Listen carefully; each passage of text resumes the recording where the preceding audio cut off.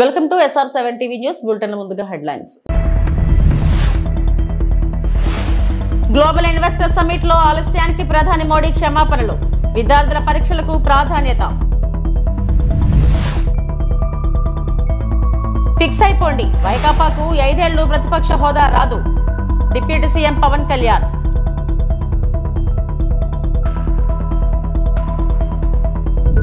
ప్రధాన ప్రతిపక్ష హోదాను డిమాండ్ చేస్తూ అసెంబ్లీ నుంచి వైఎస్ఆర్సీపీ బాయ్కాట్.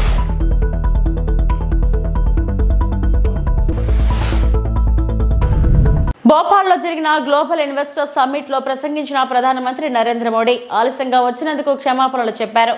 10 మరియు 12 తరగతుల బోర్డుల పరీక్షలకు హాజరయ్యే విద్యార్థులకు అంతరాయం కలగకుండా ఉండేందుకు రాజ్ భవన్ నుండి తన నిష్క్రమణను వాయిదా వేసుకున్నట్లు వివరించారు. విద్యార్థులు ఎటువంటి ఇబ్బందులు లేకుండా తమ పరీక్షా కేంద్రాలకు చేరుకునేలా చూసుకోవడమే తమ నిర్ణయమని మోడీ నొక్కి చెప్పారు. सबसे पहले तो मुझे यहां आने में विलंब हुआ, इसके लिए आप सबकी क्षमा चाहता हूं. विलंब इसलिए हुआ क्योंकि कल जब मैं यहां पहुंचा तो एक बात ध्यान में आई कि आज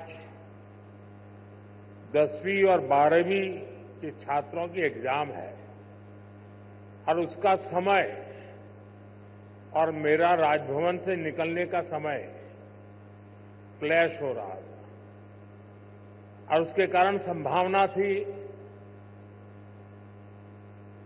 कि सिक्योरिटी के कारण अगर रास्ते बंद हो जाए तो बच्चों को एग्जाम देने के लिए जाने में कठिनाई हो जाए और ये कठिनाई न हो, बच्चे सब एक बार अपने एग्जामिनेशन सेंटर पर पहुंच जाए, उसके बाद ही मैं राजभवन से निकलूं, ऐसा मैंने सोचा. उसके कारण मैंने निकलने में ही 15-20 मिनट लेट कर दिया और उसके कारण आप लोगों को जो असुविधा हुई, इसके लिए मैं फिर से एक बार क्षमा मांगता हूं. ప్రతిపక్ష హోదా అడిగితే ఇచ్చేది కాదని, ప్రజలు ఇస్తేనే వస్తుందని AP deputy CM Pawan Kalyan అన్నారు. అత్యధిక మెజారిటీలో 2వ స్థానంలో ఉన్న పార్టీకి ప్రతిపక్ష హోదా ఇస్తారన్నారు. ఈ విషయంలో వైకాపా సభ్యులు హుందాగా ప్రవర్తించాలని హితవు పలికారు. అసెంబ్లీ సమావేశాల సందర్భంగా మీడియా పాయింట్ వద్ద పవన్ మాట్లాడారు. వైకాపా సభ్యులు ప్రతిపక్ష హోదా కోరుతున్నారు. సభలో 2వ అతిపెద్ద పార్టీ జనసేన. మాకంటే 1 సీటు ఎక్కువ వచ్చినా వాళ్ళకి ఆ హోదా దక్కేది. ప్రతిపక్ష హోదా ఇవ్వకపోతే సభను అడ్డుకుంటామని చెప్పడం సరికాదు. ప్రజలిచ్చిన 11 సీట్లను గౌరవించి అసెంబ్లీకి రండి. సమస్యలు, ప్రభుత్వ లోటుపాట్లు తెలియజేయండి. సంఖ్యకు అనుగుణంగా స్పీకర్ సమయం కేటాయిస్తారు. వైకాపా సభ్యులు హుందాగా ప్రవర్తించాలని పవన్ కోరారు. బేసిక్గా ఒకటి హైయెస్ట్ మెజారిటీ ఎవరికి ఉంది వాళ్ళు ప్రభుత్వం ఫామ్ చేస్తారు. వాళ్ళకంటే నెక్స్ట్ స్టేజ్ ఎవరికి ఉంటే వాళ్ళకి ప్రతిపక్ష హోదా ఇస్తారు. అంతేగాని గతంలో మేము ప్రభుత్వాన్ని పరిపాలించాం కాబట్టి మా ప్రతిపక్ష హోదా ఎవరికి ఇవ్వరు. కనీసం జనసేన కంటే కూడా 1 సీట్ ఎక్కువ వచ్చినా కానీ వాళ్ళకి ప్రతిపక్ష హోదా దక్కేది. ఈ రోజున ప్రభుత్వంలో 2nd largest party Janasena. So దాన్ని ప్రజల దృష్టికి తీసుకొద్దాం. వైసీపీ నాయకులు వాళ్ళు చేస్తున్న మాకు ప్రతిపక్ష హోదా ఇస్తే తప్ప మేము అసెంబ్లీలో అడుగు పెట్టాం, లేదంటే ప్రసంగాలను అడ్డుకుంటాం అని ఇది సరైన మెసేజ్ బయటికి వెళ్దాం. ఇది సరైన విధానం కూడా కాదు.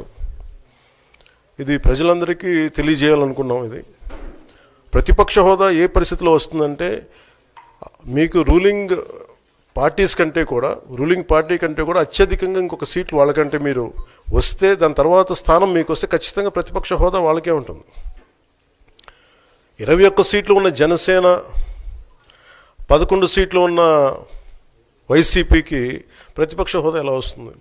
మేము వస్తే తప్ప మేము అసెంబ్లీకి రాము, ఇలా గవర్నర్ ప్రసంగాలను అడ్డుకుంటాం అనేది ఇది సరైనది కాదు. ఇది ప్రజలందరికీ కూడా తెలియచేస్తున్నాం ఈ సందర్భంలో. అందుకని ఇది భవిష్యత్తులో కూడా మేము కోరుకునేది వైసీపీ నాయకుల్ని, మీకు ప్రతిపక్ష హోదా ఇవ్వకపోయినా ప్రజలు మీకు 11 సీట్లు ఇచ్చారు, దాన్ని గౌరవించి మీరు అసెంబ్లీకి రండి. మీ స్థాయికి తగ్గట్టుగా మీకు మీకు ఎన్ని ప్రశ్నలు అడగాలో దాన్ని తగ్గట్టుగా ఇస్తారు మీకు. ఇవన్నీ దాటి మన స్పీకర్ గారు కూడా చాలా గౌరవంగా వాళ్ళు 11 సీట్లు వచ్చినప్పటికీ కూడా చాలా గౌరవంతో ఇంతకాలం వాళ్ళకి ఇస్తూ వచ్చారు. ప్రశ్నోత్తరాల సమయంలో కూడా ఆయనకి ఇచ్చారు. గతంలో కూడా ఇవన్నీ ఆయన రావడానికి కూడా ఆయన ఎలా రావాలి, ఏం చేయాలి, దానికి కూడా చాలా ఏమాత్రం ఇబ్బంది పెట్టకుండా గతంలో కూడా చేశారు. ఫస్ట్ మీరు మనకి గవర్నమెంట్ ఫామ్ అయిన తర్వాత కూడా వీటిని దృష్టిలో పెట్టుకొని వైసీపీ కొంచెం హుందాగా వ్యవహరించాల్సిన అవసరం ఉంది. వైసీపీ నాయకులకు కూడా మీకు బాధ్యత ఉంది. గవర్నర్ గారి ప్రసంగాన్ని మీరు ఆ విధంగా మీరు ప్రశాంతంగా విని దాన్ని వచ్చే జరుగుతున్న సమావేశాల్లో మీరు దాని లోటుపాట్లు మీరు చెప్తే బాగుంటుంది తప్ప ఇలా కూర్చోబెట్టి అరుపులు కేకలు ఇది సమంజసంగా లేదు. అంటే అర్ధాంతరంగా ప్రతిదానికి అసెంబ్లీలోకి రాగానే గొడవ పెట్టుకోవాలి, దేన్నైనా విభేదించాలనేది ఇది చాలా లో లెవెల్ ఆలోచన విధానం, లో లెవెల్ స్ట్రాటజీ. అది ప్లీజ్ మీరు అప్గ్రేడ్ అవ్వండి, మీరు అప్లిఫ్ట్ చేసుకోండి, మీరు కూర్చోబెట్టి డెమోక్రటిక్ ప్రాసెస్కి గౌరవం ఇవ్వండి. మనస్ఫూర్తిగా వైసీపీ నాయకులకి ఇది నా విన్నపం, నా విజ్ఞాపన. This what I would like to say. And నిజంగా కావాలి అంటే మీరు ఈ 5 సంవత్సరాల్లో మీరు ప్రతిపక్ష హోదా మీకు రాదు. అది మీరు మెంటల్గా ప్రిపేర్ అయిపోండి. 11 సీట్లతోటి మీకు ప్రతిపక్ష హోదా ఇవ్వబడదు, రాదు. ఎందుకంటే ఇట్ ఈస్ చంద్రబాబు గారు, గౌరవ ముఖ్యమంత్రి చంద్రబాబు గారు డిసైడ్ చేసేది కాదు, జనసేన డిసైడ్ చేసేది కాదు. దానికి రూల్స్ ఉన్నాయి, దానికి రెగ్యులేషన్స్ ఉన్నాయి, నామ్స్ ఉన్నాయి. ప్రధాన ప్రతిపక్ష హోదాని డిమాండ్ చేస్తూ అసెంబ్లీ నుంచి వైఎస్ఆర్సీపీ బాయ్కాట్ చేసింది. గవర్నర్ ప్రసంగాన్ని కూడా బాయ్కాట్ చేసి అసెంబ్లీ నుంచి ఎమ్మెల్యేలతో కలిసి బయటకు వచ్చిన వైఎస్ జగన్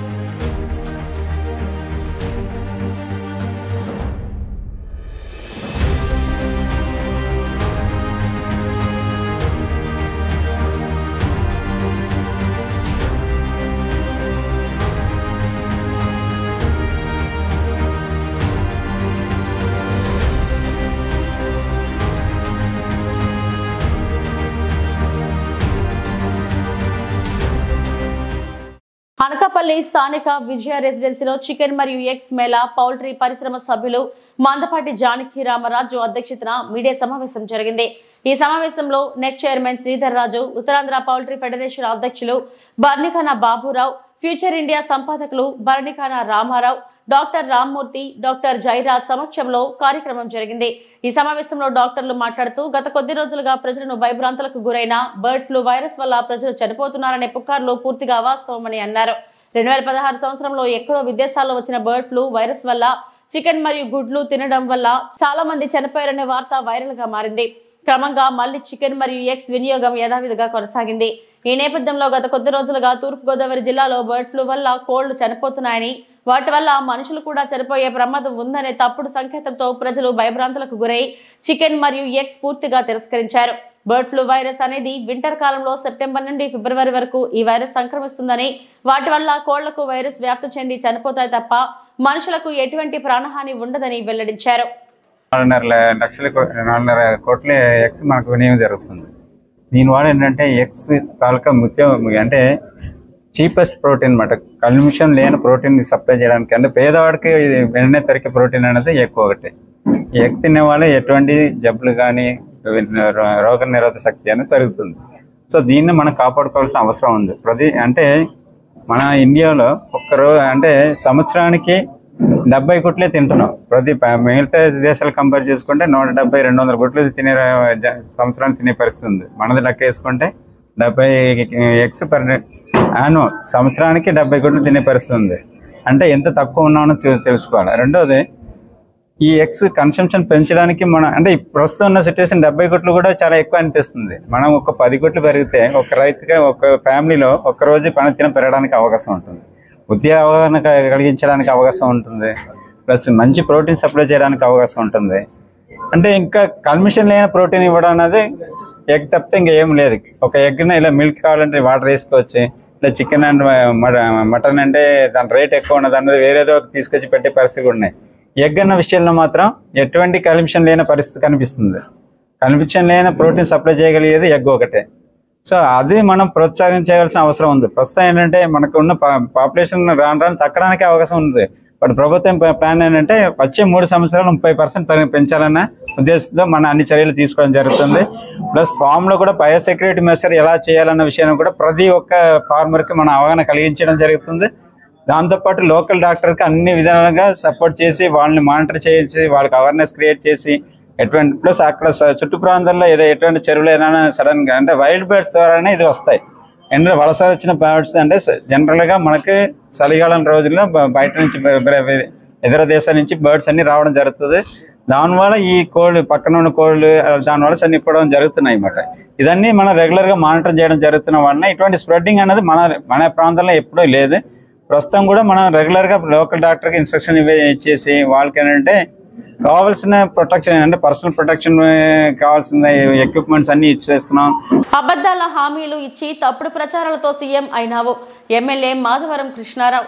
అబద్ధాల హామీలు ఇచ్చి తప్పుడు ప్రచారాలతో సీఎం అయిన రేవంత్ రెడ్డి రాష్ట్ర ప్రజలకు అన్యాయం చేసిందని, కాంగ్రెస్ పార్టీ రాష్ట్రాన్ని సర్వనాశనం అయిందని, అందుకే ప్రజలు కేసీఆర్ ప్రభుత్వం మళ్లీ రావాలని బీఆర్ఎస్ లో చేరుతున్నారని ఎమ్మెల్యే మాధవరం కృష్ణారావు అన్నారు. కూకట్పల్లి నియోజకవర్గంలోని బాలానగరం డివిజన్లో గిరిసాగర్ రాజుసాగర్ ఆధ్వర్యంలో కాంగ్రెస్ పార్టీ యూత్ నాయకుడు మధు ఆధ్వర్యంలో 100 మంది యువకులు టీఆర్ఎస్ పార్టీలో చేరారు. యువకులందరికీ ఎమ్మెల్యే మాధవరం కృష్ణారావు గులాబీ కండువా కప్పి బీఆర్ఎస్ పార్టీలోకి ఆహ్వానించారు. మధు ఆధ్వర్యంలో సుమారుగా 100 మంది కాంగ్రెస్ పార్టీని చేస్తున్నటువంటి దొంగ మాటలు, దోపిడి మాటలు, అబద్ధ మాటలతో వినలేక టీఆర్ఎస్ పార్టీ ప్రభుత్వం ఉన్నప్పుడు ఏ రకంగా అభివృద్ధి జరిగింది, ఈ 14 నెలల్లో ఏ రకంగా జరిగిందని చూసి మరి కాంగ్రెస్ పార్టీకి ఎన్నో సేవ చేసినటువంటి కొంతమంది మంది గారి ఆధ్వర్యంలో టీఆర్ఎస్ పార్టీ చేయడానికి రావడానికి వచ్చినందుకు హృదయపూర్వక ధన్యవాదాలు తెలియజేస్తా ఉన్నాం. ఇదే నిదర్శనం. ఈ రాష్ట్రంలో అన్ని అబద్ధాలే. రైతులకు మోసం, ఆడపిల్లలకు పింఛన్లు ఇస్తా అని చెప్పి ముసలి వాళ్ళకు 4,000 ఇస్తాన మోసం, 2,500 రూపాయలు ఇంటింటికి ఇస్తాన మోసం, డబుల్ బెడ్రూమ్లు ఇస్తామని చెప్పిన మోసం, ఇందిరమ్మ ఇండ్లు ఇస్తామన్న మోసం, 420 హామీలు ఇచ్చి 420 చేసినటువంటి ఈ కాంగ్రెస్ పార్టీ చేసిన మోసాలకే ఈరోజు ప్రజలు విసికెత్తి ఇవాళ ఎంత భయంకరంగా ఉంది రాష్ట్రం అంటే గొప్పలు చెప్పుకుంటా ఉన్నారు. ఇవాళ ఎంత గొప్పలు చెప్పుకుంటారు అంటే 14 నెలల్లో దేశము స్వతంత్రంగా వచ్చినప్పటి నుంచి చేయనంత అభివృద్ధి 14 నెలలు చేసామని గొప్పలు చెప్పుకుంటారు అంటే ఎంత దుర్మార్గంగా ఆలోచన చేయాలి. హైదరాబాద్ నగరంలో మేము కట్టినటువంటి బ్రిడ్జుల కింద రంగులేసి ఆ బ్రిడ్జే మాదంటున్నారు. ఈ రకమైన అభివృద్ధి ఇవాళ కుక్కట్పల్లి కాన్స్టిట్యూన్సీలో ఎంత దుర్మార్గంగా నడుస్తూ ఉందంటే గవర్నమెంట్ పరంగా 14 నెలల తర్వాత 25 కోట్లు శాంక్షన్ చేశారు కాన్స్టిట్యూన్సీకి, అది సర్కిల్కి. అందులో నాకు 9 డివిజన్లు ఉంటే నాకు 6 కోట్లు ఇస్తున్నారు, 3 డివిజన్లు ఉన్న వాళ్ళకు 6 కోట్లు ఇస్తున్నారు. ఎక్కడైతే ప్రజలకు ఇబ్బంది ఉన్నదో చూసి రిలీజ్ చేయవలసినటువంటి బాధ్యత ప్రభుత్వానికి, ఆఫీసర్లకు ఉంటుంది. ఇది నీకింత నాకింత అని పంచుకునే విధంగా హైదరాబాద్ నగరంలో ఈరోజు కనీసం డ్రైనేజ్కి ₹1 ఇవ్వలేని పరిస్థితి, మంచిలు రాలేనటువంటి పరిస్థితి, బల్బులు ఎగలేని పరిస్థితి, ఎన్ని రకాలుగా ఈ 14 నెలల్లో ఆ రోజున నెలకు 30 నుంచి 40 కోట్లు ఖర్చు పెట్టాము. ఆ రోజున కుకుట్పల్లి కాన్స్టిట్యూన్సీలో అన్ని రకాలుగా. ఈ రోజు 14 నెలలకు 25 కోట్లు ఇచ్చి దక్షిణ కైలాసంగా ప్రముఖ పుణ్యక్షేత్రం శ్రీకాళహస్తీశ్వర దేవస్థానం ఆలయంలో మహాశివరాత్రి బ్రహ్మోత్సవాల్లో భాగంగా సోమవారం ఉదయం హంసయాలి వాహన సేవ వాహనంపై స్వామివారు అమ్మవారు మంగళ వాయిద్యాలతో మేళతాళాలతో 4 మాడవీధుల్లో ఊరేగించారు.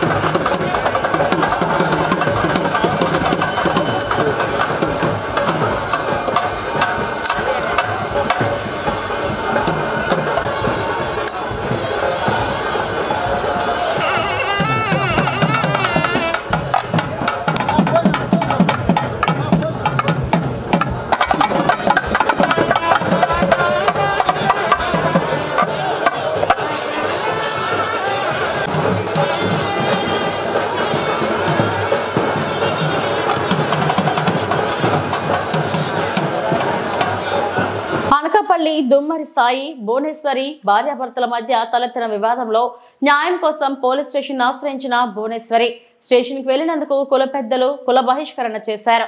న్యాయం జరగాలంటూ నేడు అనకాపల్లి కలెక్టరేట్ వద్ద ఆందోళన చేపట్టిన భువనేశ్వరి కుటుంబ సభ్యులు. భువనేశ్వరికి సాయికి 3 సంవత్సరాలు మరియు 5 సంవత్సరాలు 2 కుమారులు ఉన్నారు. కుల పెద్దల తీర్మానంపై బంధువులు భువనేశ్వరి కుటుంబాన్ని వెలివేయడంతో మనస్తాపం చెంది న్యాయం జరగాలంటూ కలెక్టరేట్ వద్ద ఆందోళన చేపట్టిన బాధితులు బంధువులతో సన్నిహితంగా మెలగాలంటే 2 లక్షల రూపాయలు ఇవ్వాలని డిమాండ్ చేశారని ఆవేదన వ్యక్తం చేసిన భువనేశ్వరి కుటుంబ సభ్యులు. పోలీస్ స్టేషన్ కూడా టౌన్ పోలీస్ స్టేషన్ సార్ కూడా వెళ్ళాం సార్. 6 వరకు పిలిపించి మాట్లాడి అన్నీ చేశారు సార్. చేత బయట వరకే మాట్లాడుతున్నారు సార్. లోపల మళ్ళీ బయటకు వచ్చిన తర్వాత మీ పని మీది మా పని మాది అంటున్నారు సార్. వాళ్ళు 7గురిని మమ్మల్ని మా మీద దయ కలిగి వాళ్ళు 7గురిని మీరు ఏ నిర్ణయంలో మాకు న్యాయం జరిపిస్తారన్నది మిమ్మల్ని ఏడుకుంటున్నాం సార్. పిల్లగా తల్లి కాకుండా మమ్మల్ని చాలా ఇబ్బందులు పెడుతున్నారు సార్. ఒంటరిగా మమ్మల్ని కుటుంబాన్ని ఒంటరితనం చేస్తారు సార్. మమ్మల్ని రేపు పొద్దున మా పిల్లలకి పెళ్ళిళ్ళు అవ్వాలంటే ఏ కులానికి వెళ్ళి అడుగుతాను సార్. నేను ఎవరిని వెళ్ళి అడగారు సార్. నా కుల పిల్లలు నాకు ఇవ్వకుండా ఎవరికి చేస్తారు సార్? మా పిల్లలకి కులంలో పిల్ల కాకుండా ఏం చేస్తారు సార్? ఎందుకు చేస్తున్నారు అన్నది ఈ అన్యాయాన్ని అరికట్టమని మాకు న్యాయం చేకూర్పించమని మిమ్మల్ని కలెక్టర్ ఆఫీస్ కాడ ఆ న్యాయం కోసం అడుగుతున్నాం సార్. మేము మాకు న్యాయం చేయమనే కోరుకుంటున్నాం సార్. అనపరెడ్డి భువనేశ్వరి, అనపరెడ్డి సాయి సార్. పెళ్ళైన కానించి ఇప్పుడు దాకా నరకమే చూపిస్తున్నారు సార్. ఇప్పుడు 3 సంవత్సరాలు సార్. నా బిడ్డ పుట్టాడు సార్. బిడ్డ పుట్టిన కానించి ఇప్పుడు దాకా రాలేదు సార్. అతను ఎందుకు రాలేదని అడిగితే సమాధానం లేదు సార్. పెద్దల్లో కూడా పెట్టాం సార్. పెద్దల్లో పెట్టినా కూడా అసలు రెస్పాన్స్ లేదు సార్. అతని దగ్గరికి వెళ్ళిపోమంటున్నారు సార్. చచ్చినా బతికినా అతనితోనే ఉండాలని చెప్పేసి అంటున్నారు సార్. అలాగని చెప్పేసి పోలీసుల దగ్గరికి వెళ్ళాను సార్. అక్కడ న్యాయం జరగలేదని చెప్పేసి పోలీసుల దగ్గరికి వెళ్ళాం సార్. పోలీసుల దగ్గర కూడా వెళ్ళినా కూడా అక్కడ చాలా వాయిదాలు జరిగాయి సార్. అక్కడ కూడా న్యాయం జరగలేదు సార్. నాకు చెప్పకపోతే ఆఖరికి ఇక్కడికి వచ్చాం సార్. కలెక్టర్ ఆఫీస్ దగ్గరికి వచ్చాం సార్. పెళ్ళి అయింది 2021 8 25వ తారీఖు సార్. నా పెళ్ళి అయింది. అది డిసెంబర్లో పెట్టాను సార్. కోర్టుకి వేసాను సార్. నేను ఇప్పుడు కోర్టులో నలుగుతుంది సార్ ఆ కేసు. నేను న్యాయం గురించి వచ్చాను సార్. కుల పరిష్కారం ఎందుకు చేశారని అడగడానికి వచ్చాను సార్ ఇక్కడికి. నేను పెద్దలు sir. Anaparreddy Seenu Reddy, Annavaram Pasupuleti Suribabu sir, Amarshetti Apparao sir, Pasupuleti Srinu sir, Kothakota sir. మొత్తం 4 ఊర్లలో కూడా మా కుల పరిష్కారాన్ని చేశారు సార్. BCA sir. దమ్మరకులం సార్. బీసీఏ సార్ మాది. అక్కడ నుంచి ఇలా వచ్చాం సార్ ఇక్కడికి. మేము అక్కడ న్యాయం జరగాలని చెప్పేసి ఇక్కడికి వచ్చాం సార్. మేము కలెక్టర్ ఆఫీస్ దగ్గరికి వచ్చాం సార్. మేము ఆ కలెక్టర్ గారే మాకు న్యాయం జరగాలని మేము కోరుతున్నాం సార్. మేము దాని గురించి వచ్చాం సార్. పొలం నుంచి ఎందుకు వెలివేశారని వచ్చాం సార్ మేము ఇక్కడికి. చిన్న పిల్లలు కూడా ఆడుకోవడానికి వెళ్తే మీ పొలంలో వెలివేశామని చెప్పేసి చిన్న చూపుగా చూస్తున్నారు సార్. ప్రతి ఒక్కరు చిన్న చూపుగానే చూస్తున్నారు సార్. మాకు ప్రతి ఒక్కరు ఈ చవ్వాలా బతకాలని మేము పోరాడుతున్నాం సార్. ఎన్నిసార్లు సూసైడ్ చేసుకోవాలో అనిపించింది సార్ మాకు. ఇది ఎందుకు ఈ బతుకు ఎందుకు అని చెప్పేసి అనిపిస్తుంది సార్. మాకు న్యాయం జరగాలని కోర్టు దగ్గర ఇక్కడికి వచ్చాం సార్. కలెక్టర్ ఆఫీస్ దగ్గరికి మేము కలెక్టర్ని కలవడానికి కలవలేదు సార్. మేము ఇంకా వెళ్తాం సార్. మేము ఉదయగిరి నియోజకవర్గంలో 100 ఎకరాల్లో అగ్రిగోల్డ్ భూముల్లో విలువైన ఎర్రచందనం యూక్లిప్టస్ చెట్లను ప్రజాప్రతినిధుల సహకారంతో కొంతమంది చట్టవిరుద్ధంగా నరికి కోట్ల రూపాయలు గడిస్తున్నారన్న విషయం తెలిసి ఆ ప్రాంతానికి వెళ్లిన వారిపై దాడులు చేస్తున్నారని, వారిపై జిల్లా అధికారులకు పోలీసు అధికారులకు వ్రాతపూర్వకంగా ఫిర్యాదులు చేసినా పట్టించుకున్న దాఖలాలు లేవని సోమవారం నెల్లూరులో గాంధీ బొమ్మ నుంచి జిల్లా కలెక్టర్ కార్యాలయం వరకు రాష్ట్ర AgriGold customers and welfare agency association ఆధ్వర్యంలో పెద్ద సంఖ్యలో బాధితులు ర్యాలీతో రావడం జరిగింది. బాధితులు AgriGold customers and welfare agency association ఆధ్వర్యంలో జిల్లా కలెక్టర్ కు వినతి పత్రం సమర్పించారు. ఈ సందర్భంగా మీడియాతో వారు మాట్లాడారు.